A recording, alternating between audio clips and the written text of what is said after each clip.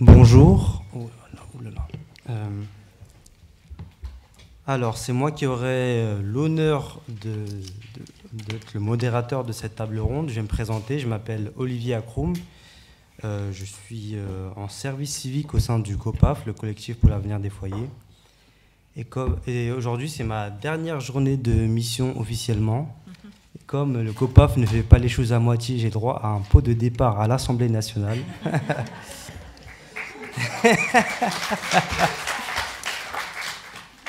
Voilà.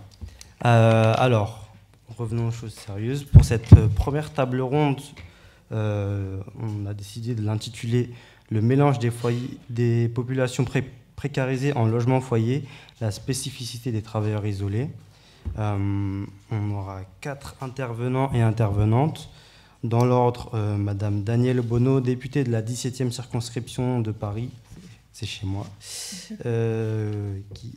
Ensuite, on aura Monsieur Abdoulaye Batili, président du comité délégué du foyer Riquet dans le 19e, oui, dans le 19e arrondissement. C'est un foyer qui est devenu résidence sociale depuis 2021. Du coup, Monsieur Batili va nous parler de la vie collective dans les foyers. Ensuite, on laissera la parole à Madame Claire Livy-Vrelan, professeur émérite de sociologie à l'Université de Paris 8, membre du Centre de recherche sur l'habitat au CNRS et de l'Institut Convergence Migration. Et enfin, on terminera par M. François Picmal, député de la 4e circonscription de Haute-Garonne. Voilà. On aura ensuite l'intervention de Maître Vinter, avocat du COPAF, qui va nous parler des propositions de modification de loi. Alors, pour démarrer cette table ronde, je laisse la parole à Madame Bonneau. Merci. Merci beaucoup et merci au COPAF et à la collègue André Torigna d'avoir organisé cette journée, cet après-midi de débat. Je suis Danielle Bonneau, députée donc, de Paris, du 18e et du 19e arrondissement et membre de la commission des lois à l'Assemblée nationale. Depuis 2017 et c'est pas vraiment à ce titre que j'ai eu l'opportunité de connaître et de rencontrer à la fois la COPAF et puis toute l'activité, l'auto-organisation autour des foyers. C'est d'abord en tant que militante politique, militante de la solidarité avec les immigrés, étant moi-même immigrée et impliquée dans les mouvements depuis de nombreuses années, avant même d'avoir été militante. Et j'ai en fait découvert l'histoire de lutte sur laquelle je voudrais revenir dans cette première intervention. Je pense qu'il y en a qui pourront participer à l'échange en apportant encore plus d'éléments, d'histoire, d'expérience. Mais pour moi, c'est vraiment quelque chose de très inspirant, en tout cas qui a beaucoup inspiré moi mon engagement et a aussi permis en fait à, d'une certaine manière, inscrire ma propre histoire politique dans celle de ce pays parce que de prime abord, le mouvement social en France, le mouvement syndical ou associatif, je trouve, a eu peu, pendant très longtemps, de visibilité donnée justement à un certain nombre de luttes, ou en tout cas à l'histoire d'un certain nombre de luttes. Et je trouve que la lutte des travailleurs des foyers dans les années 70 est une lutte extraordinaire dont on parle encore trop peu. Et donc dans le COPAF et l'héritier, une des structures qui continue à faire vivre cette lutte et cet héritage. Et je crois qu'il faudrait qu'on se le revendique et le valorise beaucoup plus parce que c'est une lutte du mouvement social dans son ensemble, avec ses spécificités, certes, mais je pense qu'il a fait avancer les droits de tous et toutes au-delà des personnes concernées. Et donc, je voulais partager quelques éléments de cette lutte exemplaire, comme l'appel Mireille Galano qui avait consacré un ouvrage un article sur le sujet en 2002. Je vais repartir de ces éléments parce qu'en fait, elle a tout dit et tout écrit et je m'en suis beaucoup inspirée quand je faisais des recherches sur le sujet. Et avant de commencer sur le sujet, je pense que c'est aussi important en termes d'identification aussi pour beaucoup de Français ayant une histoire liée à la diaspora africaine, de pouvoir retrouver sur le sol de France aussi des luttes de parents, grands-parents ou de personnes qui pourraient être des parents, grands-parents. Et ça inscrit aussi, je pense, des générations de Français racisés, discriminés de par ses origines dans une histoire de France et des luttes. Et donc, je crois que c'est faire utile que de rappeler l'importance de cette lutte, son exemplarité, et ça inspire, je pense, encore les luttes d'aujourd'hui.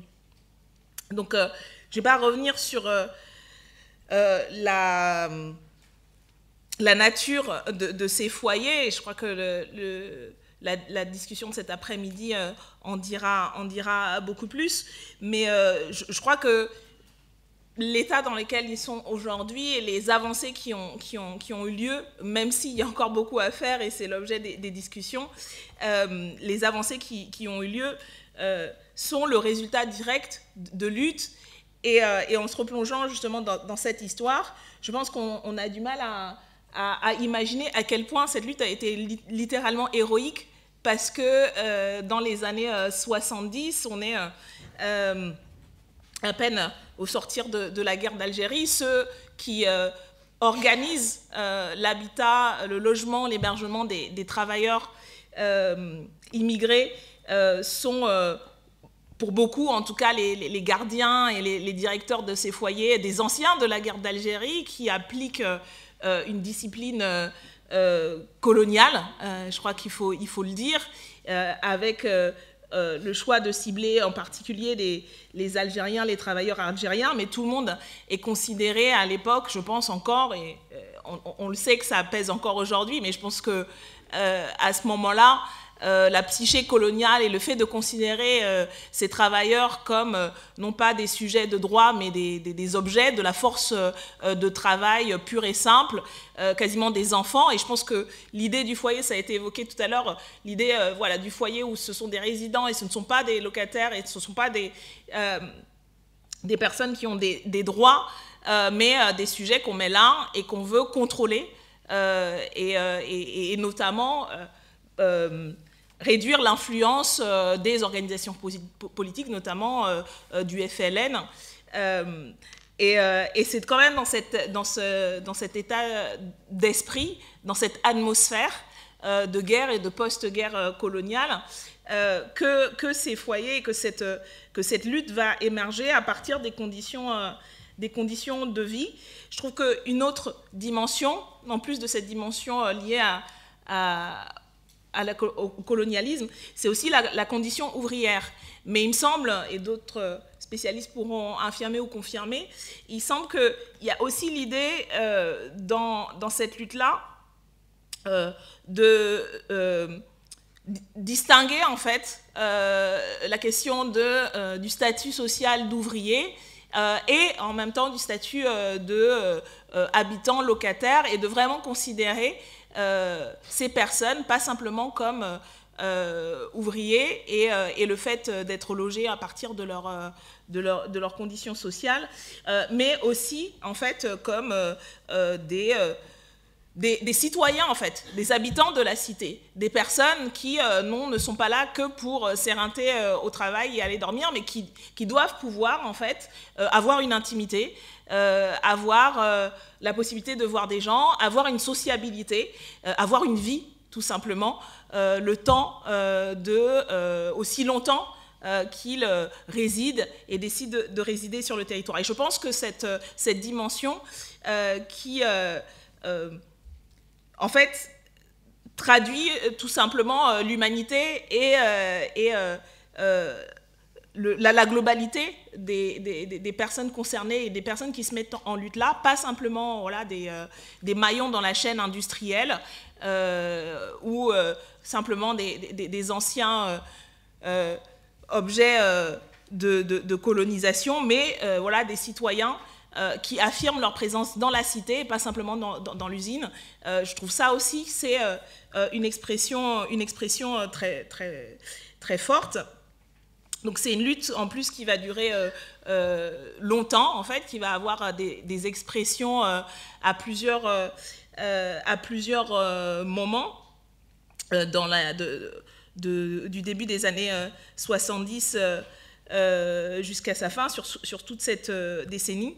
Et le troisième élément que je trouve particulièrement inspirant, c'est y compris la forme prise que je trouve assez radicale, parce qu'aujourd'hui, par exemple, la question de la grève des loyers, c'est quelque chose qui vient de temps en temps, revient, et je pense qu'on aura, François aura l'occasion d'en parler sur les modes d'action, qui fait quand même un peu peur de se dire, voilà, est-ce qu'on va oser ne pas payer son loyer vis-à-vis du bailleur, etc. Ça ne va pas de soi, alors que c'est un outil de lutte quand même assez radical. Et le fait que ça a été une des actions, une des formes d'action qui a été tout de suite prise, en fait, aussi par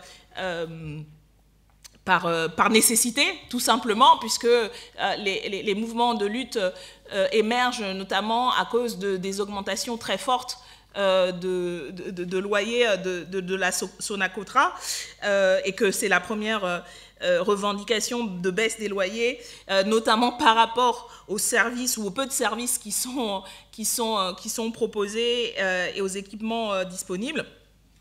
Donc la relation matérielle, et je crois que c'est une revendication qui reste énormément d'actualité, et que les luttes actuelles pourraient et devraient s'inspirer de la manière dont se sont auto-organisés les travailleurs à ce moment-là, des travailleurs dans une grande diversité aussi de nationalités, et je trouve que cette dimension-là est très forte.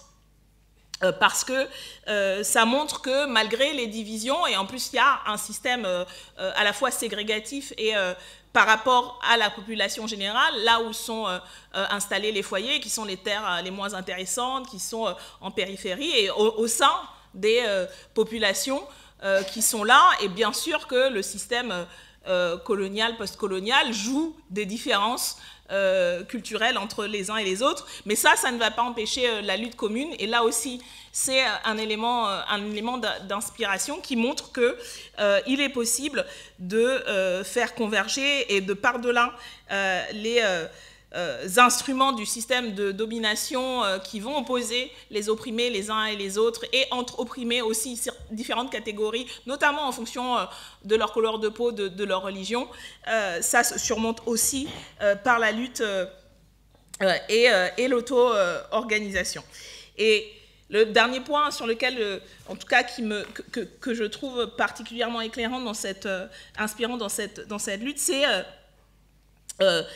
l'autonomie de cette lutte, et justement cette auto-organisation, parce que ce sont les personnes directement concernées qui mènent la lutte, qui la dirigent, qui la structurent, en fonction y compris de modes de sociabilité, même quand elles sont empêchées, existent parmi ces travailleurs, et qui, de meetings en manifestations, vont aussi, je pense, bousculer le mouvement social syndical traditionnel, dans le cadre duquel, justement, ils n'avaient pas trouvé leur place, peut-être parce que il y avait et il y a encore certainement des barrières invisibles au fait que, justement, ces travailleurs avaient des besoins spécifiques, avaient des revendications spécifiques qui n'étaient pas prises en compte par la lutte syndicale et ouvrière traditionnelle. D'où la nécessité de l'auto-organisation, qui est, je pense, aussi un des éléments de la force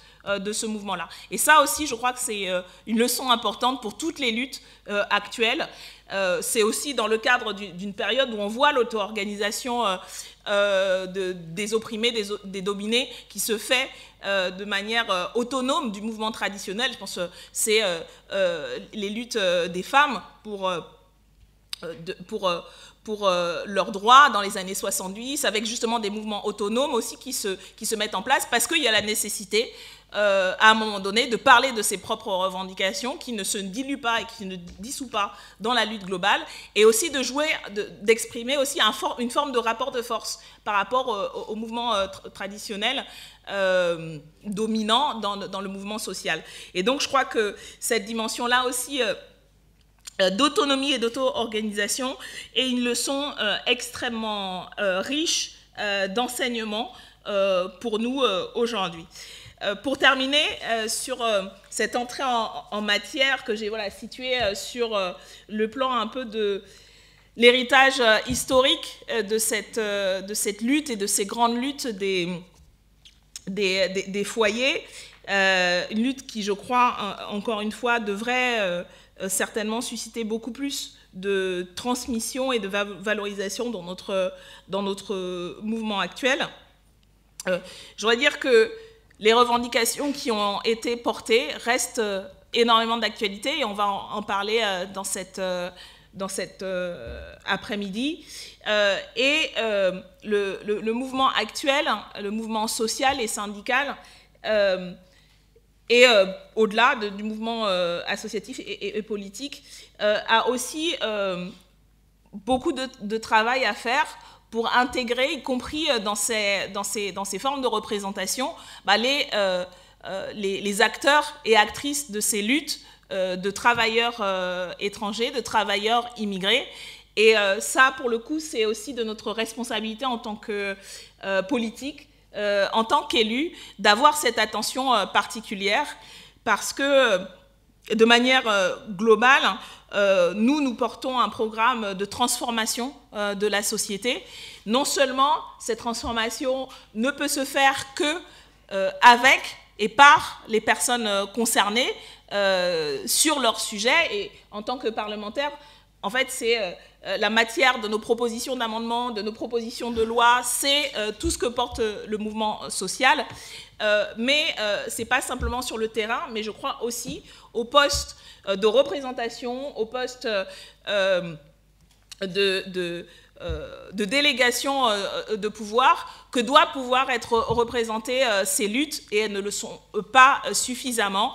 Et donc c'est une forme de travail à venir, en tout cas du point de vue politique, parlementaire, et plus généralement de la question de la représentation, puisqu'on est à l'Assemblée nationale.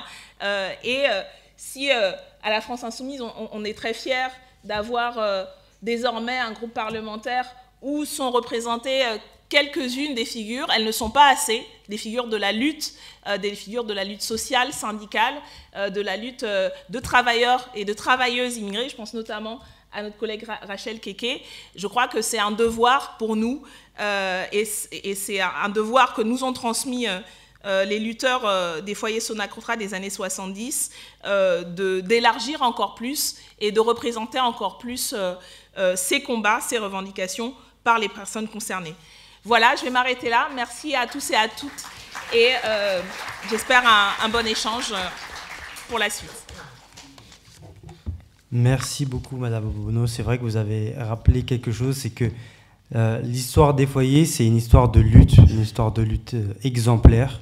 Et cette histoire n'est pas terminée, parce que jusqu'à aujourd'hui, dans chaque foyer, les résidents luttent pour leurs droits, toujours pour les mêmes revendications, pour leurs droits dans la vie quotidienne, droit à la vie privée, droit de se rassembler, de s'organiser, droit à la vie collective. Et on doit apprendre de ces luttes, on doit vraiment apprendre de ces luttes, parce que les gestionnaires, eux, ont bien appris de ces luttes et sont de plus en plus dans la répression. Vous parliez de grève des loyers. À l'heure actuelle, à Boulogne, dans un foyer à Doma, il y a 118 résidents qui sont menacés d'expulsion pour avoir fait une grève des loyers en 2016. Donc c'est vraiment d'actualité. Il faut les soutenir. pour la suite de cette table ronde, je vais donner la parole à Monsieur Bathily, délégué du foyer Riquet dans le 19e. Mais bonjour à tous, bonjour à toutes. Alors, je m'appelle Abdoulaye Bathily, président du comité des résidents du foyer Riquet dans le 19e arrondissement. Je vais parler par rapport à tous les intervenants. Je pense qu'ils ont fait la synthèse de tous nos problèmes. J'habite dans le foyer depuis 1988 et j'ai toujours habité là. Et avant, notre établissement, d'ailleurs, ça s'appelait Établissement d'aide aux travailleurs migrants. Après, ça s'appelle maintenant, ça s'appelait encore FTM, Foyer des travailleurs migrants. Après, maintenant, on est dans les résidences sociales. On a connu toute cette transformation-là. La vie des immigrés, c'est difficile à comprendre. Et c'est facile aussi. C'est vrai qu'on vit entre nous. On vit dans les foyers et avec nos frères, avec nos cousins. On vit en famille. Et ces familles se sont fondées et pendant plusieurs années. Et ces familles se sont fondées pendant plusieurs années et pour essayer de lutter contre dans nos pays, ça ne va pas. On essaie de lutter contre ça pour subvenir aux besoins des familles restées au pays. C'est vrai que c'est dur d'immigrer. Immigrer dans un autre pays, c'est difficile. Et on a toujours ce poids sur notre dos et qu'on essaie de lutter contre ça pour avoir des petits projets, pour essayer de s'en sortir. Mais malgré tout ça, depuis quelques années, depuis 1996, les réhabilitations ont commencé dans les foyers à Doman. Et ce qui fait que voilà, il y a eu beaucoup de transformations. Et je vais quand même introduire certains trucs. La résidence sociale est inadaptée aux travailleurs vivant sans leur famille. Les droits fondamentaux à la vie privée et à la vie collective sont refusés. Ce sont ces droits que nous réclamons. Le droit à la vie privée, c'est un droit qui existe pour tout le monde, sauf pour nous. Donc on a quand même droit à une vie privée. La vie privée, c'est quoi? Donc on n'a pas droit à le double de clé de chez nous. Donc ça, c'est quand même un peu... le gestionnaire peut rentrer chez nous à l'heure qu'il veut, à n'importe quelle heure. Donc ça, c'est des pratiques qu'on n'en veut plus. Donc les gestionnaires nous imposent des règlements intérieurs que nous dénonçons. Interdit de modifier ou de changer sa serrure. Le gestionnaire a un pass qui ouvre tous les studios et il peut ainsi entrer chez nous quand il veut. Donc, obligation de vivre seul. On n'a pas le droit d'héberger, pas le droit de vivre avec quelqu'un. Interdit d'ajouter un chauffage individuel, même si on a froid. Et une plaque chauffante. En cas de problème technique, obligation de demander une intervention au gestionnaire et alors le gestionnaire peut entrer chez nous quand il veut. Le résultat, c'est des intrusions. Dans nos logements, des personnels à notre insu. Des contrôles, des lettres recommandées. C'est ce phénomène-là qui se passe. Depuis qu'on est passé des foyers de travailleurs migrants aux résidences sociales, donc on nous envoie des lettres recommandées pour hébergement, comme quoi on héberge des gens. Et après, on nous traîne dans les tribunaux et à la fin, c'est des expulsions. Donc voilà, ces gens-là, ils sont dans la détresse, ils sont en colère, ils ne savent pas là où aller, ils ont habité là pendant 30 ans, 40 ans, il y en a qui sont à la retraite. Et les premiers ciblés d'ailleurs, c'est les retraités. Donc on a 2 domiciles. On vit en France ici, on a un domicile, on a au pays aussi, double domicile. Ce qui fait que voilà, il suffit que tu t'absentes pour quelques mois, ils peuvent avoir la possibilité de fermer ces chambres-là. Donc, ça, c'est des pratiques qu'on ne veut plus.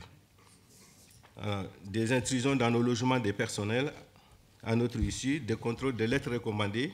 Et un huissier, souvent ils envoient des huissiers à 6 h du matin, donc pour contrôler, et si on est seul, pour voir si on est seul, ils envoient un huissier à 6 h du matin. Donc pour contrôler dans nos chambres qui dort là, qui fait quoi. Donc il y a tout ceci. Nous voulons notre propre serrure. Au moins qu'on ait le double des clés. Mais une seule clé pour quelqu'un qui a un logement, je ne trouve pas ça normal. Parce que partout en France, les clés des appartements, le bailleur, il te donne souvent 3 ou 4 clés. Mais tu fais ce que tu veux avec. Même qu'eux, ils ont le double. Mais que nous aussi, qu'on n'ait pas une seule clé. Parce qu'en plus, c'est des portes, quand tu tires, ça claque, c'est fini.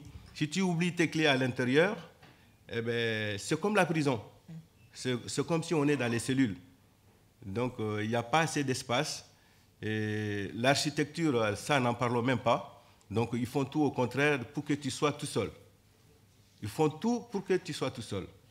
Donc, on n'est pas quand même des enfants qu'on nous traîne comme ça à chaque fois qu'on est dans les luttes pour avoir ceci, pour avoir cela, alors qu'on paie le loyer cher.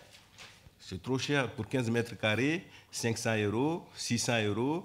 Et si tu dépasses l'eau, eh ben, tu payes aussi. Donc, les travailleurs immigrés, ils n'ont pas de gros salaires. Donc, il faut quand même voir notre condition de vie. On est là, on est là-bas. On a des charges de famille, donc, mais ils ne calculent pas tout ça. Bon, nous voulons notre propre serrure et pouvoir vivre avec qui on veut. Nous voulons le droit à la vie privée comme tout un chacun dans un logement. Le deuxième grand problème aujourd'hui dans les nouvelles résidences sociales, c'est la suppression peu à peu de toute vie collective. Les salles collectives, ça c'est le plus gros problème. À chaque fois que les gestionnaires ils font des travaux, ils réhabilitent, réhabilitation faite, les salles sont fermées automatiquement. Toutes les salles sont fermées automatiquement, mais il faut des conditions. Généralement, chez Adoma, ils donnent une salle pour le comité, une petite salle. Et tous les espaces sont occupés par les chambres pour gagner plus. Donc, c'est des chambres de 15 mètres carrés et studio autonome avec une kitchenette. Alors qu'avant, on avait des grandes cuisines, on pouvait faire la popote avec les cousins, avec les amis. C'est ça notre vie, en fait. Si on n'a pas ça dans la vie, on n'a rien. Parce qu'on vit en communauté, en fait. On a vécu ça depuis chez nous. Et la solidarité, hein, tu viens avec 0 francs, tu vas manger à ta faim tous les jours, jusqu'à ce que tu aies les moyens. Donc, c'est comme ça, c'est cette solidarité qui existe. On ne peut pas la bafouer. C'est une honte pour nous de rejeter ton frère, de rejeter ton cousin, de rejeter ton fils. Parce que c'est ici. Je ne peux pas manger dans un plat et que mon frère il a faim, et que moi j'ai les moyens, que lui il a faim et que je ne lui donne pas à manger. Ce n'est pas possible chez moi. Je n'ai pas été éduqué comme ça du tout. Donc, je ne pourrais pas le faire. Donc, dans ces conditions, ils nous ont supprimé tout ça. Maintenant, c'est des studios, chacun vit dans son studio, avec une kitchenette qui fonctionne d'ailleurs pas mal, qui ne fonctionne pas correctement. Il y a toujours des problèmes techniques. Et souvent, ça t'arrive, voilà, par rapport à leurs travaux, qu'il y a de l'eau partout. Il y a des fuites partout dans les foyers. Donc, nous, on est venus aujourd'hui pour que la loi puisse changer pour nous. On ne demande pas beaucoup. On demande à vivre dignement, qu'on nous mette les bâtons dans les roues, qu'on nous rejette. Et les foyers de travailleurs migrants, si aujourd'hui on a des résidences sociales, c'est grâce à ces travailleurs migrants-là. Moi, je pense. C'est eux qui ont lutté pour avoir ces structures-là. Mais maintenant, on transforme tout, on met tout ça en résidence sociale, et ces travailleurs qui étaient là, ils n'ont plus de valeur. Hein? On prend d'autres, qu'on appelle d'autres peuples ou d'autres, je ne sais pas comment on les appelle, d'autres personnes, mais c'est d'autres personnes qui ont récupéré là. C'est nous encore. On nous met contre nous-mêmes. C'est parce que ça, c'est des gens qui ont des difficultés, qui vivent dans la rue, qui ont des cas sociaux graves. Donc, c'est pour ça que je veux que les gestionnaires y comprennent que nous, on existe et qu'on veut que la loi change. La loi change et qu'on puisse avancer. On ne veut pas des conflits, on ne veut pas qu'on soit traîné au tribunal parce qu'on héberge quelqu'un. On a quand même le droit d'héberger quelqu'un. Voilà. Qu'on nous traîne tout le temps dans les tribunaux, ce n'est pas normal. Bon. Autrefois, dans les foyers de travailleurs migrants, on avait beaucoup d'espaces collectifs et d'activités collectives. Donc, on pouvait, ça nous permettait beaucoup de solidarité. On pouvait compter sur les autres quand on avait un problème. Avec les activités collectives, comme les cuisines collectives, il y avait des ateliers de tailleurs, ça permettait de faire quelques économies pour manger, faire recoudre un habit, et ça permettait de se retrouver chaque soir autour d'un plat. Et c'est ça qu'on veut, qu'on se retrouve, qu'on retrouve notre famille. Notre famille est divisée, ils sont partis. Il y en a qui commencent à partir parce qu'ils ont compris que le système, ça ne leur convient pas. Ce n'est pas adapté à notre mode de vie du tout. Donc, on veut que ça change, qu'on garde ces résidences sociales encore, qu'on ait plus d'espace au moins, même si on a une kitchenette, qu'on reste ensemble. Qu'on reste ensemble, parce que c'est des familles depuis des années qui sont ensemble, de génération en génération qui se sont suivies. Donc on veut que ça puisse continuer entre nous, qu'on puisse vivre ici et là-bas. Avec les activités comme les cuisines collectives, voilà. Donc avec les salles de réunion, on pouvait faire des assemblées générales des résidents pour discuter des problèmes de foyer et des cours d'alphabétisation. Beaucoup ont passé des cours d'alphabétisation pour savoir lire en français, écrire en français. Hein. Et il n'y a pas longtemps, nous, on avait une association dans notre foyer qui donnait des cours d'alphabétisation, qui initiait les gens à l'informatique. Ça, c'était très intéressant. Ça, c'est parce qu'on avait des salles qui nous permettaient de faire ça. Mais maintenant qu'on n'a plus de salles, on ne peut pas le faire. Et tout est conditionné. Ces conditions-là, même si tu as besoin d'une salle de réunion, il faut motiver sa demande. Il faut que ça soit dans la semaine, du lundi au vendredi. Et du lundi au vendredi, pendant que le responsable des résidents est là. Et il faut rendre les clés dans la semaine. Nous, nos activités, la plupart de nos activités se passent que les week-ends. Les gens y travaillent. Donc, on ne peut pas organiser une assemblée générale en semaine. On organise les assemblées générales que les week-ends. Mais les week-ends, si à demain, où les gestionnaires ils gardent les clés, on n'a pas accès à la salle, ça ne nous sert à rien. Ça ne sert à rien. Parce qu'on a d'autres activités, on n'a pas que ça. Donc, les gestionnaires sont en train de supprimer tout cela. Voilà. Donc, des réunions des ressortissants des villages. Ça aussi, c'est important. Chaque communauté ici, chaque village a une association. Si tu vis dans un foyer, tu es à une association. Les réunions des associations, ça se passe dans les foyers. Hein? L'organisation du village, le développement du village, les structures qu'on a en place, les écoles, ça a été construit par ces immigrés-là. Les hôpitaux ont été construits par ces immigrés-là, en restant bien sûr au foyer. Tout s'est dit au foyer. Les problèmes des familles se discutent au foyer. Même nos mariages, les fiançailles, tout se passe au foyer. Mais on veut quand même garder un petit peu de tout ça. Il ne faut pas qu'on oublie notre mode de vie. Voilà, bon, en gros, tout ce que moi je vais à dire c'est par rapport à mon expérience, ce que j'ai vécu. Voilà, c'est ce que j'ai raconté. Et je remercie en tout cas tous les députés, je remercie le COPAF, profondément d'ailleurs, qui nous a permis de s'exprimer devant cette assemblée. C'est un honneur. Ça nous touche trop et on est trop touchés. Donc, tous les immigrés sont là. Merci à vous tous. Merci. Merci beaucoup. Merci beaucoup, Monsieur Bathily, d'avoir partagé votre expérience, d'avoir parlé de la vie collective dans les foyers. Moi, je me rappelle la première fois que je vous ai rencontré, on est allé dans votre chambre, on a partagé un plat de tieb ensemble. Oui. Donc c'est vraiment la vie collective dans les foyers, c'est ça. Et je pense qu'il faut en parler comme des vraies ressources de solidarité qui permettent aux travailleurs immigrés de vivre et de survivre. En fait, ce sont des vraies ressources que les gestionnaires ne prennent pas en compte.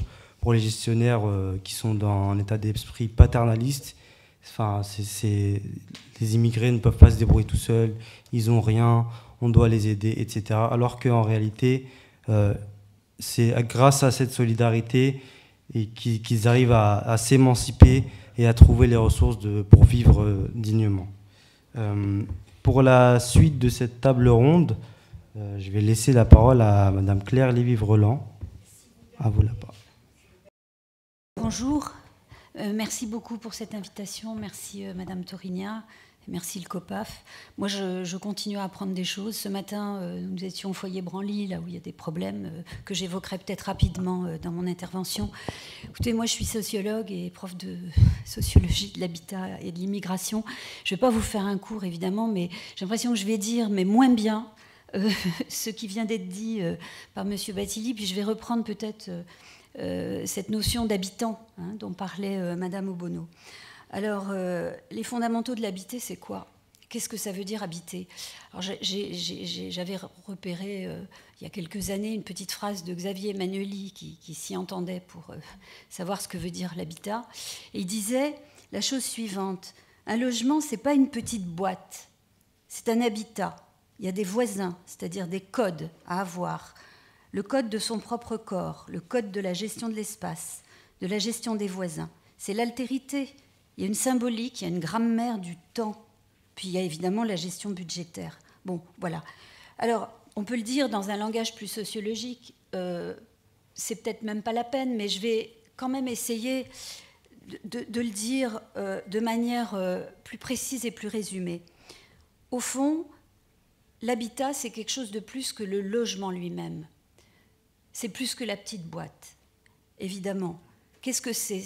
Ce sont des pouvoirs, ce sont des droits. C'est le pouvoir de disposer d'un espace à soi, vous l'avez très bien dit. C'est la possibilité d'avoir une intimité, d'aménager son espace à son goût. C'est le pouvoir d'ouvrir et de fermer cet espace. Et vous l'avez dit, l'histoire de la clé, ce n'est pas anecdotique, c'est extrêmement important. Si on ne peut pas fermer le lieu où on vit, non seulement on n'est pas chez soi, mais on n'est même pas en sécurité. Et la question donc de l'ouverture et de la fermeture de son espace privé, elle est fondamentale. Je vais peut-être revenir tout à l'heure sur cette question du droit. Je vais essayer de ne pas m'égarer, parce que c'est un tellement grand sujet. Il y a quelques années, en 2004, je crois, ça remonte, des collègues avaient écrit un livre dont le titre était « Le logement très social, fragilisation ou extension du droit au logement ». Moi, je dis fragilisation. C'est-à-dire que tous ces produits logements qui ont été faits depuis le rapport Cuc, mais avant, il y avait le rapport Carton qui visait la suppression des hôtels meublés. Ça, c'est encore une autre histoire, une page de l'immigration importante. Eh bien, il n'avait finalement comme objectif que de générer une sorte de produit logement dont les résidences sociales aujourd'hui sont l'aboutissement caricatural d'un droit minoré à habiter. Alors, bon, on pourrait en rediscuter, bien sûr, notamment dans la question du chantier juridique. Moi, ce que je voudrais apporter, c'est une sorte de plaidoyer pour un habitant avec tous ses droits, quoi, hein, qu'il soit dans un foyer ou dans un logement locatif ou en propriété, d'ailleurs. Donc, pouvoir fermer, ouvrir son espace, c'est la sécurité, c'est aussi l'hospitalité, recevoir qui on veut. Si on ne peut pas recevoir qui on veut, on n'est pas chez soi. On n'est pas chez soi. L'habitat, au sens plein du terme, c'est aussi pouvoir développer des liens à partir de cet espace. Vous l'avez dit beaucoup mieux que je ne peux le faire. Si on a des voisins, il faut qu'on puisse se lier avec eux. Et ces voisins, ils vont nous apporter l'altérité, ils vont nous apporter tout ce que nous, tous seuls, on peut pas, tout ce à quoi nous, tous seuls, on ne peut pas accéder, chacun dans sa petite boîte. C'est aussi pouvoir gérer son temps à partir de cet espace, pouvoir voyager, pouvoir s'absenter, pouvoir quitter le lieu au lieu d'y être enchaîné, parce que si on n'est pas là, eh bien on n'a même pas le droit d'y mettre quelqu'un d'autre. Voilà, habiter, c'est finalement, c'est exister socialement, c'est exister juridiquement, c'est exister administrativement, et comme vous le disiez, Madame Bobodo, c'est exister dans la cité. Alors, la clé, la boîte aux lettres. Ce matin, hier à Branly, on a vu que Adoma n'avait pas hésité à détruire les casiers dans lesquels les personnes mettaient leur courrier. C'est quand même une atteinte au droit extravagante. Dans le processus justement de résidentialisation du foyer qui est au début et dans lequel la concertation a été absolument inexistante. Je suis un peu une sociologue de terrain aussi, enfin j'essaye. Donc, ce que je voudrais dire, c'est que habiter le foyer, finalement, alors évidemment, on ne va pas idéaliser, hein. Y a des conflits comme partout, et plus on a un espace de vie restreint, plus les contraintes pèsent, et plus sans doute les conflits, les concurrences, les jalousies, etc. vont jouer. Je pense personne n'est naïf ici, mais ce que je voudrais quand même, ce sur quoi je voudrais, que je voudrais plaider finalement, c'est le fait que habiter en foyer, c'est habiter au sens plein du terme. Alors, je voudrais citer un livre que certains connaissent, de Bouba Touré, qui nous a quittés l'an dernier, qui a écrit un livre qui s'appelle, que j'ai lu plusieurs fois, parce qu'il est plein d'enseignements. Notre case est à Saint-Denis 93. Alors Bouba, il était arrivé à Paris à 17 ans en 1965. Bon, il a travaillé chez Chausson, il habitait au foyer Pinel, puis il est devenu le grand photographe et cinéaste que vous connaissez.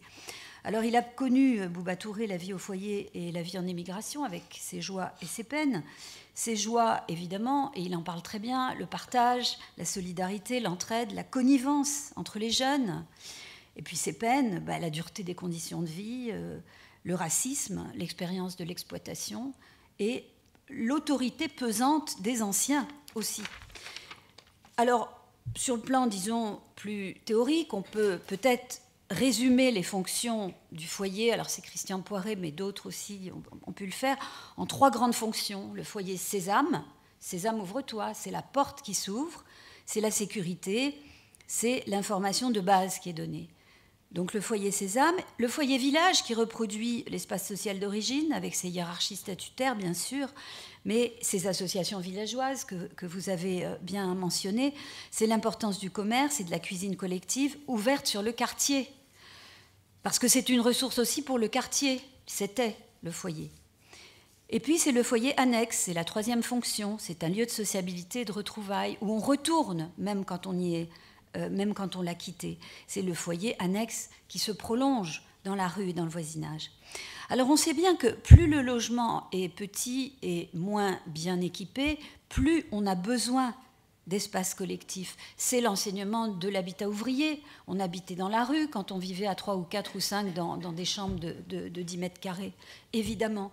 Donc c'est certainement ce que les foyers nous enseignent aussi, c'est que la vie collective, c'est ce qui permet de rendre la vie un minimum agréable dans un habitat difficile. Et c'est certainement ce que les foyers avaient de plus précieux, cette vie collective, qu'on ne trouve nulle part ailleurs. Et d'ailleurs, et là c'est encore un point de droit, dans le Code de la construction et de l'habitation, il est bien indiqué qu'un logement foyer au sens du Code doit comprendre des locaux communs affectés à la vie collective. Mais en fait, est-ce que la loi est respectée? Non, puisque maintenant, dans les nouvelles résidences sociales, il n'y a plus d'espace collectif, ou, comme vous l'avez bien dit, ils sont soumis à une autorisation d'entrée avec une clé sous l'autorité du gérant, etc. Voilà. Alors, aujourd'hui, la résidentialisation des foyers de travailleurs migrants, ce produit logement très social, hein, parce que c'est le social washing aussi, hein, c'est-à-dire on va faire de l'accompagnement, etc., dont finalement certains ont besoin, mais d'autres pas du tout. Les travailleurs immigrés, on l'a dit encore une fois, je ne vais pas le répéter. Donc ce modèle qui est imposé par les résidences sociales aux foyers de travailleurs immigrés, c'est un modèle qui est à la fois outrageusement individualiste, ça a été dit, qui est aussi minimaliste dans l'équipement qu'il propose, et néanmoins coûteux, ce qui est quand même assez extravagant. Donc, ce social washing, il consiste à offrir ce type de logement, avec évidemment pour bénéfice pour les gérants une rentabilité maximum. Il s'agit, ça a été dit, Laura l'a dit aussi dans son introduction, la question de stigmatiser, de dire ça c'est déviant, ce modèle-là il n'est pas bon, il ne faut pas habiter comme ça, il faut habiter autrement, il faut habiter chacun chez soi. Et ça c'est une vieille histoire, hein, la pédagogie de l'habiter avec les cités de transit des années 60, où on disait mais les gens qui viennent des bidonvilles, ils ne savent pas habiter, on va leur apprendre, on va déjà les mettre dans un sas, les cités de transit, avant de les faire accéder éventuellement au logement social normé, au HLM. Alors, qu'est-ce qui se passe avec cette moralisation, cette réduction, cette individualisation du mode d'habiter dans ce qu'imposent aujourd'hui les résidences sociales? Il se passe que le naturel revient au galop. C'est ça que j'ai envie de dire. C'est-à-dire, moi, j'ai visité des résidences, et qu'est-ce qui se passe? Les espaces collectifs qui ne sont pas offerts, ils sont recréés ailleurs et autrement, avec la débrouillardise, dans des conditions mauvaises, hein, parce que c'est bien mieux d'avoir une cuisine avec tout ce qu'il faut, avec la sécurité, avec des conduites de gaz qui ne sont pas bricolées, etc., plutôt que de le reconstituer ailleurs dans des caves ou je ne sais où. Le naturel revient au galop. Dans les résidences sociales, nouvelle formule, est-ce qu'on se prive d'accueillir un frère, un fils, un neveu, un voisin? Bien sûr que non. Mais on le fait de manière potentiellement pénalisée, puisqu'on n'a pas le droit de le faire. Alors, toutes ces fonctions vitales, et qui sont en même temps rationnelles. 5 minutes, oui, j'ai vu. J'en ai pour 3 minutes. Merci. Ces fonctions qui sont à la fois des rationalités vitales, héberger les jeunes, obligation éthique, vous l'avez dit, rationalité économique, on les chasse par la grande porte, ils reviennent par la petite. Est-ce que c'est raisonnable? Cuisiner, se nourrir au moindre coût, et y compris le quartier. Ce matin à Branly, il y a un monsieur qui disait, parce que nous avons pu prendre un café dans un espace qui était dans l'ancien foyer qui va être détruit, un espace où on peut communiquer, prendre un café ensemble, socialiser, s'informer, éventuellement, ce n'était pas le cas évidemment ce matin ni hier, mais faire une fête, organiser des funérailles, organiser tout ce que la vie collective permet et impose finalement dans un esprit de partage. Eh bien, cuisiner, se nourrir au moindre coût, ça intéresse aussi, ce que disait le monsieur ce matin, le quartier. Parce qu'il dit, mais comment je vais manger? Moi, j'ai pas de quoi aller au restaurant, je peux pas cuisiner chez moi. Enfin bon, vous avez compris ce que je veux dire. Je vais arriver à la conclusion. En fait, ce que je voudrais dire, c'est que la mutualisation des espaces et la mutualisation des ressources, la mutualisation des informations, qui sont le régime normal, conflictuel, mais normal et rationnel dans l'habitat, dans le foyer, il est mis à mal par les privations, les privatisations même qu'impose la résidence sociale. Et moi, ce que je voudrais dire, c'est que, il me semble, c'est quelque chose que je soumets ici, c'est partager les espaces, partager les équipements, partager les ressources. Ce n'est pas un problème, c'est une solution. Et ce n'est pas une solution que pour les foyers, c'est une solution face à la crise climatique. Qu'est-ce qu'on nous raconte? Qu'il y a 39% des ménages aujourd'hui composés d'une personne. Est-ce que c'est raisonnable? Quand on parle d'isolement, de solitude avec le Covid qui a montré à quel point on manquait d'air, on manquait d'espace, on manquait de solidarité, on manquait de mutualisation, est-ce que c'est raisonnable de revenir à des choses qui sont strictement privatisées, individualisées, alors qu'on a besoin de partager? Est-ce que donc pour conclure, voilà, les résidents sont des habitants comme les autres. Moi je trouve que le droit commun, il n'y a rien de mieux.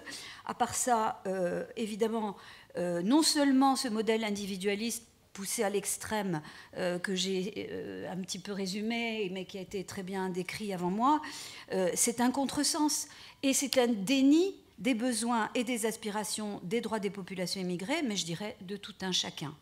Voilà, donc il est urgent de rétablir les droits des résidents des foyers des résidences sociales dans toute leur intégrité. Sinon, le naturel, ce que j'ai appelé le naturel, va revenir au galop, mais à grands frais et sur un mode précaire et de débrouillardise. Voilà, je crois que c'est l'intérêt de tous et de chacun. Je vous remercie.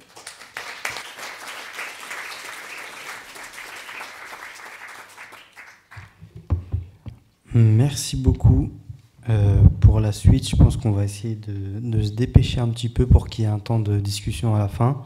Donc je laisse la parole à Monsieur François Picmal. Bonjour à toutes et tous, merci d'être présents et je voudrais remercier évidemment le COPAF pour cette initiative et ma collègue André Torigna, ainsi que tous les intervenants et intervenants. Alors moi je m'appelle François Piquemal, je suis député de la 4e circonscription de Toulouse, de Haute-Garonne pardon, mais c'est parce qu'en fait il n'y a que Toulouse dedans, il y a un quart de Toulouse. Moi je suis un Toulousain. Et il se trouve que sur ma circonscription, il y a Ali Charles de Fitte, un foyer de travailleurs migrants, de Chibani, où il y a eu une lutte avec un autre qui est à Fronton en Haute-Garonne, c'était en 2010. Et il y avait un collectif qui s'appelait Justice et dignité pour les Chibani, que le droit au logement accompagnait. Je dis le DAL, le droit au logement, parce que j'y étais pendant 10 ans. Donc c'est comme ça aussi que j'ai connu le COPAF et Michael et tout le travail admirable qu'ils font. Et que j'ai pu être confronté, non pas... Alors moi, je n'ai pas participé à des luttes sur cette thématique précise, mais à d'autres qui m'ont fait penser aux témoignages que vous avez eus, M. Batti notamment.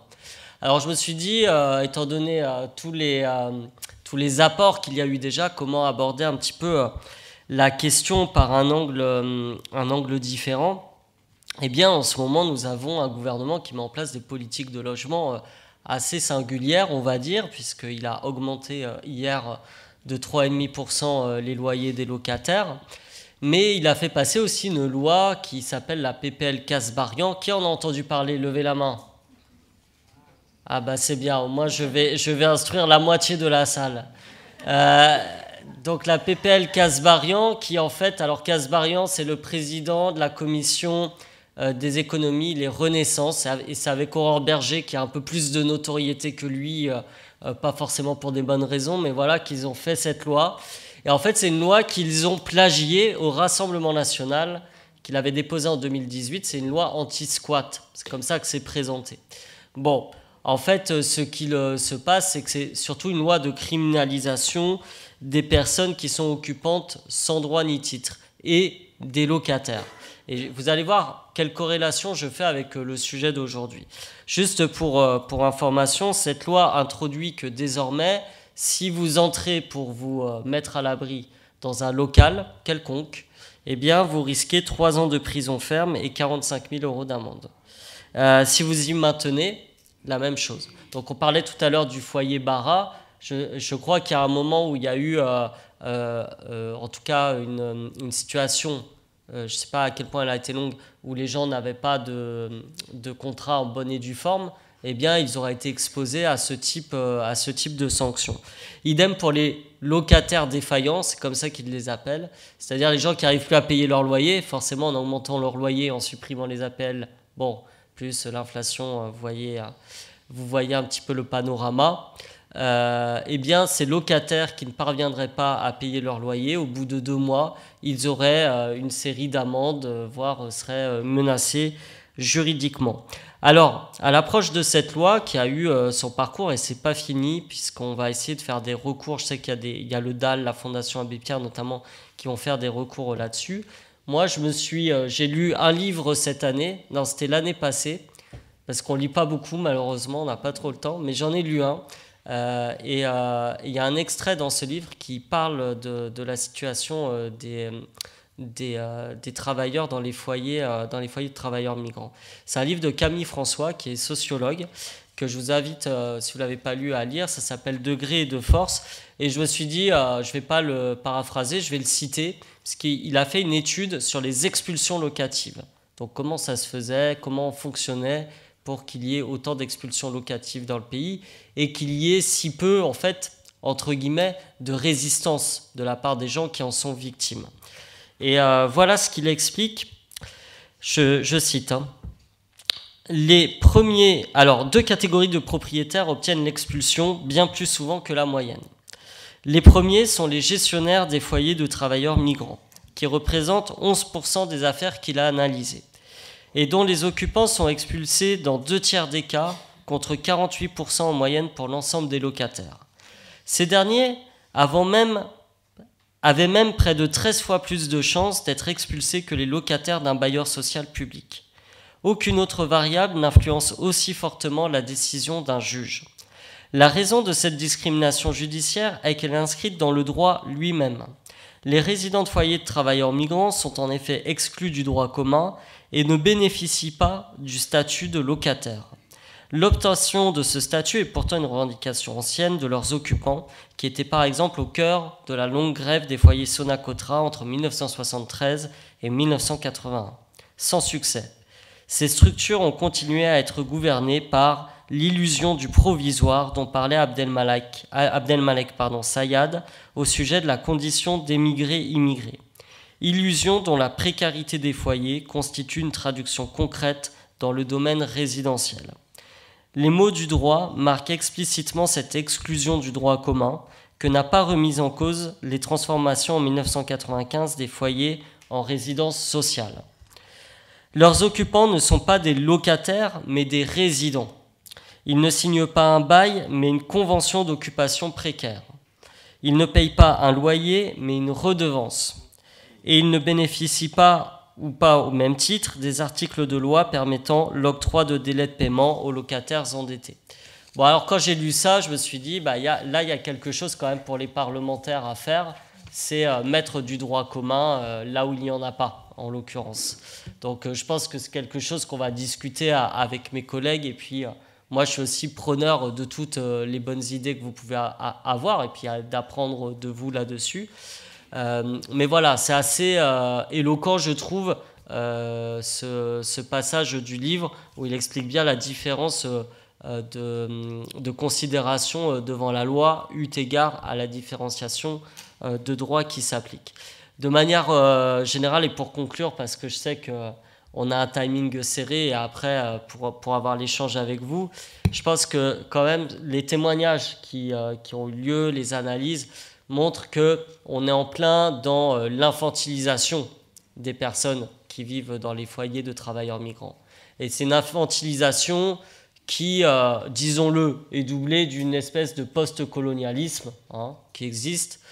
L'infantilisation, moi je l'ai vu dans des luttes sur des centres d'hébergement d'urgence où c'est la même chose, c'est-à-dire vous avez le règlement intérieur, vous n'avez pas le droit de sortir après telle heure, vous devrez être rentré à telle heure, on rentre dans votre chambre, la promiscuité. Et en fait, toutes les lois qu'on a, quand je parlais de la loi Kasbarian, c'est typiquement ce type de lois qui sont un petit peu héritières. Alors il y a une chercheuse qui s'appelle Lucia Katz, qui a écrit un livre à l'origine du sans-abrisme où elle parle bien de la genèse et de la formation de cet infantilisme dans la manière de traiter les personnes qui sont en difficulté de logement, et qui remonte, on va dire, au début 19e, avec toute l'idéologie de charité chrétienne aussi pour répondre à la Commune de Paris, et hygiéniste. Et finalement, toutes les lois qu'on voit du type Kasbarian, c'est des lois qui nient ce que c'est, vous l'avez bien dit, le logement. C'est-à-dire le logement, c'est pas juste un toit au-dessus de sa tête, c'est un lieu d'intimité, c'est un lieu de sociabilité, c'est un lieu où on se construit et qui est essentiel en termes de droits humains. Donc je suis très heureux d'être avec vous aujourd'hui pour en discuter et pour voir ce qu'on peut faire ensemble pour avancer. Je vous remercie.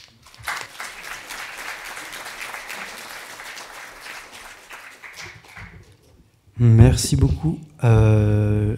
Juste, on peut peut-être donner la parole à Maître Winter pour discuter des droits des résidents.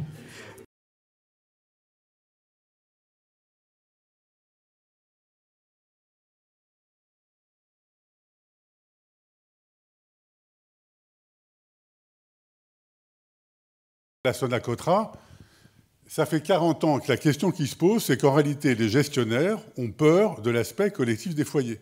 Et que donc, d'une certaine manière, ils ont essayé... Pourquoi ? Parce que les foyers, quelque part, quand on réfléchit, on en discutera d'ailleurs ce soir, c'est, à part les usines quelque part, un des lieux collectifs où il y a une force collective, où il y a des gens qui ne sont pas effectivement seulement hébergés tout seuls, chacun dans leur coin, mais effectivement où ils sont hébergés ensemble. Et donc, d'une certaine manière, depuis 40 ans, la bagarre que l'on mène, et on en reparlera ce soir, qui avait commencé avec la grève Sonacotra, puis avec la loi SRU, c'est justement d'avoir en même temps les droits individuels, parce que sur les droits individuels, je n'y reviens pas, vous l'avez dit tout à l'heure, ça s'est focalisé il y a quelques années, on pourra en reparler, sur la question des clés et sur la question de droit ou non d'entrer dans la chambre des résidents. C'est une bagarre qui a eu lieu au temps du gouvernement Hollande, quand la loi a été modifiée, où on a demandé que le droit de la vie privée soit respecté absolument, et où les gestionnaires ont fait une bagarre, un lobbying, pour qu'il y ait un droit dérogatoire à cette interdiction de rentrer chez eux. Je rappelle que la violation de domicile, c'est une infraction pénale, normalement, pour tous les locataires. Pour les foyers, les gestionnaires se sont battus pour qu'il y ait une dérogation qui est, ils ont le droit de rentrer, mais il faut qu'ils s'expliquent après. Donc on y reviendra. C'est pour ça qu'aujourd'hui, on veut rechanger cette loi. Et l'aspect collectif, on en reparlera aussi tout à l'heure, c'est qu'effectivement, comme il y a dans les foyers, théoriquement, des espaces collectifs, les gestionnaires s'en servent pour dire, vous voyez, à cause de ça, vous n'avez pas droit aux protections des locataires individuels. Dire qu'en fait, actuellement, on est dans une situation, et on y reviendra plus longuement tout à l'heure, où on essaye finalement, du côté de la vie privée, de restreindre en disant, vous avez des pratiques collectives, et du côté des pratiques collectives, on vous restreint en disant, vous ne pouvez pas bénéficier des droits individuels. C'est ce qu'on essaiera de changer, et qu'on discutera, je l'ai dit dans la deuxième partie, je ne vais pas être long maintenant, mais c'est un enjeu.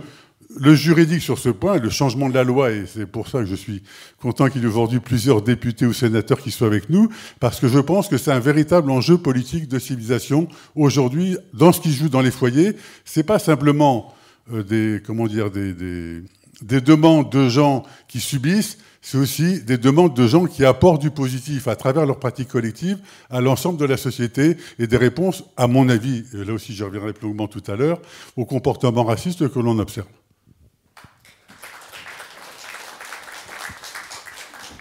Merci, nous allons prendre des salves de questions. Bonjour, messieurs les députés, mes chers collègues.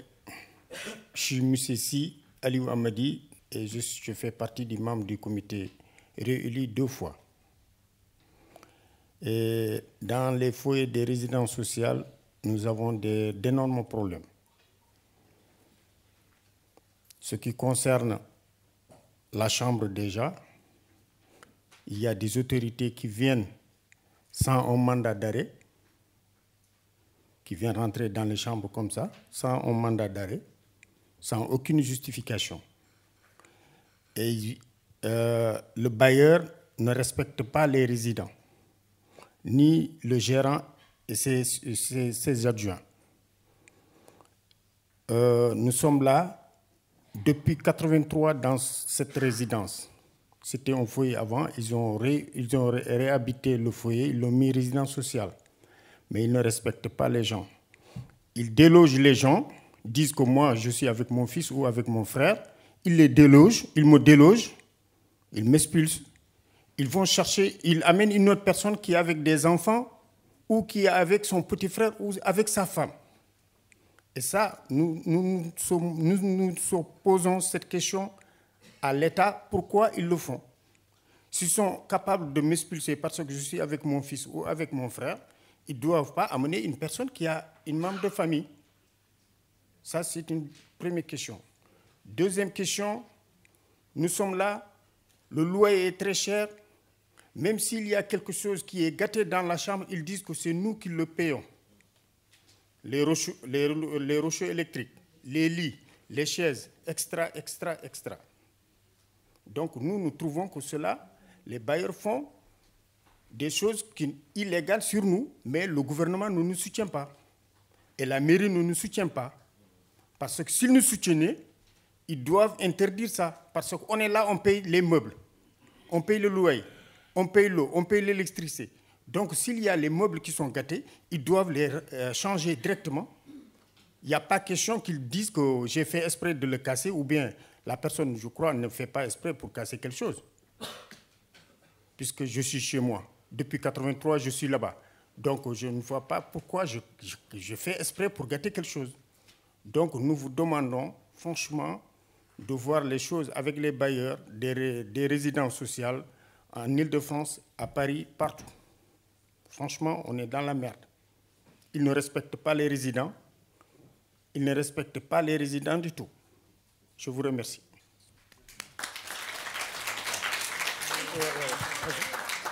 Oui, bonjour. Bonjour, monsieur le camarade de comité.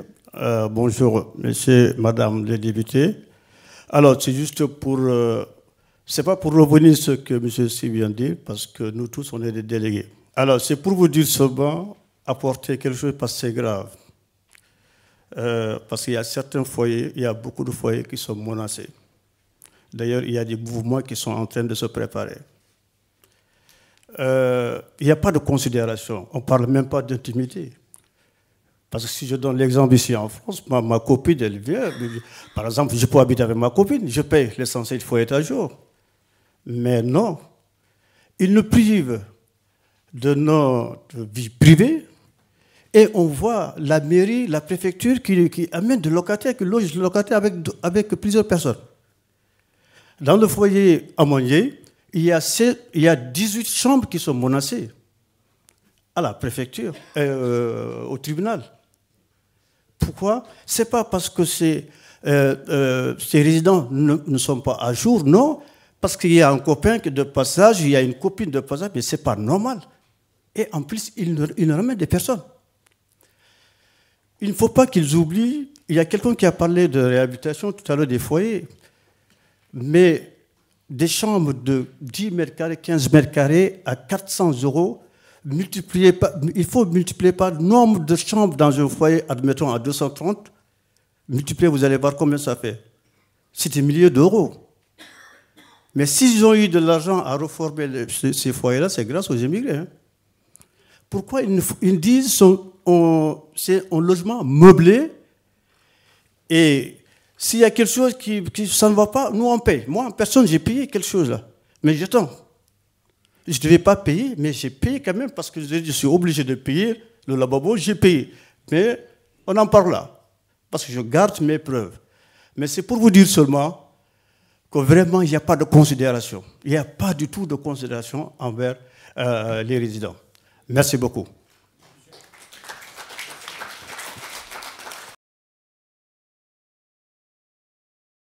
Merci. Merci. Je m'appelle Simon Suleymani, journaliste et cinéaste kurde. En fait, comme tout le monde a expliqué, les chambres sont 15 mètres carrés. C'est toujours sale là. Il y a toujours la cafard. C'est interdit pour nous d'héberger notre invité chez nous. Il y a ces 14 chambres. Il y a 350 personnes dans un bâtiment. Donc, il y a 2 ascenseurs, les 2 ne marchent pas toujours. Et il y a les gens qui toujours pient dans les couloirs, c'est toujours sale. En fait, je veux dire que j'étais emprisonné en Turquie pendant 16 mois, dans une prison, ça s'appelle type F. Je vous assure que c'était mieux de notre chambre ici. Oui. J'ai mes amis afghans, ils sont journalistes aussi, je les visités.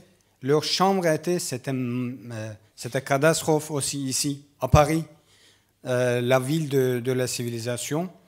Deuxième truc, je veux vous expliquer, comme j'ai lu dans les nouvelles, la France accepte environ 200 000 réfugiés par an. Mais ils ne donnent pas hébergement chaque personne. Ils acceptent et les laissent dans la rue. Ils viennent dans une situation catastrophique. Et ici, une nouvelle vie catastrophique commence pour tout le monde. Je connais la communauté kurde ici. Ils toujours travaillent, ils toujours payent les taxes. Ils veulent intégrer ici, mais l'État ne donne pas la chance pour les gens réfugiés ici pour intégrer, apprendre la langue, apprendre la culture. Et ils toujours pensent que d'être en France, c'est d'être traité comme les camps de la guerre dans la région ou bien ici aussi. Merci à vous tous. Bonjour à tous, M. Bouala. Donc, je crois qu'on a tout dit, on a tout vu. Il faudra clarifier la chose et je ne sais pas comment vous dire. Moi, pour ma part, je suis naturalisé, je suis dans un foyer à Doma, je suis handicapé. Enfin, je cherche à m'en sortir, mais il faut nous clarifier parce que ça fait 40 ans de lutte. Donc on nous dit que le foyer à Doma, c'est 2 ans, c'est un truc temporaire, 2 ans. Moi, je commence à me mettre bien. Donc soit on nous déménage, soit on nous respecte un peu plus, et surtout les discriminations salariales, parce que moi, personnellement, je fais la viennoiserie, je suis niveau chef, et on me donne un niveau SMIC, quoi, par rapport à 70, 80 heures de travail. On est littéralement discriminé dans le monde du travail, c'est vraiment un truc de fou, quoi. Et j'ai même pas le droit de quitter le territoire. C'est pas que je veux pas quitter la France, vu qu'on veut pas de nous, et j'ai pas le droit de quitter le territoire pour l'instant. Donc on a tout dit, on a fait le tour, et il va falloir, je sais pas moi, demander à Doma ou à l'État de respecter le temps temporaire de 2 ans, qu'ils nous placent dans un HLM pour qu'on s'intègre, ou qu'on fasse nos vies, etc., etc. Merci de m'avoir écouté.